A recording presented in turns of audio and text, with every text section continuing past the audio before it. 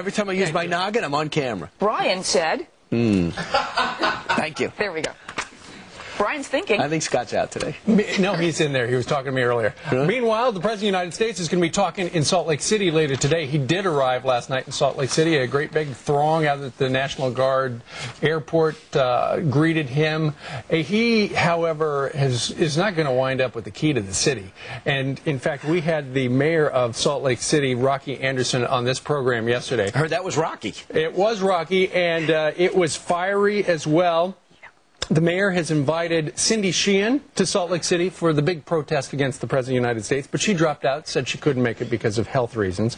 But he has organized, the mayor has organized a big anti-Bush, anti-war protest directly opposite of the American Legion, which has their big convention, and all the big guns for the administration have been appearing in Salt Lake City this past week. And this particular speech that the president's going to give tonight today would be to launch his sort of campaign against, well, it's for the war on terror. He's really going to make a real big push in as we get into the elections in November, and sort of really push those midterm elections.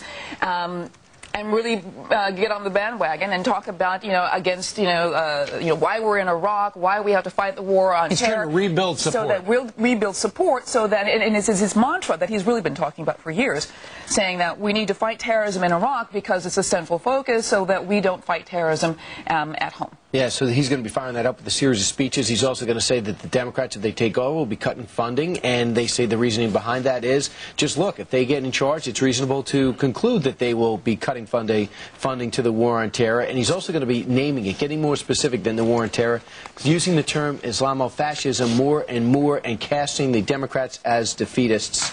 But the mayor's stance could actually hearten or actually back up the president and get his people in the corner, because it looks as though there's a lot of Iraqi veterans in the Salt Lake region who are very upset that the Democratic mayor is launching this type of attack. Well, the first salvo was really launched between with Donald Rumsfeld talking about appeasement. That was the first thing that talked about. And he was against appeasement. He was against it, but he labeled many of the Democrats who were against war as trying to appease, people like Iran and the terrorists, basically.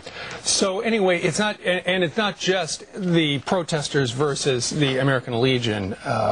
There are also some people in the Salt Lake City area who obviously support the war on terror, a huge number of them. And in fact, in one of the local papers today, a guy by the name of Kim Watson followed the protesters around with a bullhorn. Like those people, Steve, right? Right. Actually, he was on their side, saying that the mayor, Rocky Anderson, is a liar, and that America is doing the right thing in Iraq. And here's his quote. "It's about protecting our way of life so that my kid doesn't have to worry about going into a Pizza Hut one day and worrying about being blown up like they do in Israel." A lot going on today in Salt Lake City.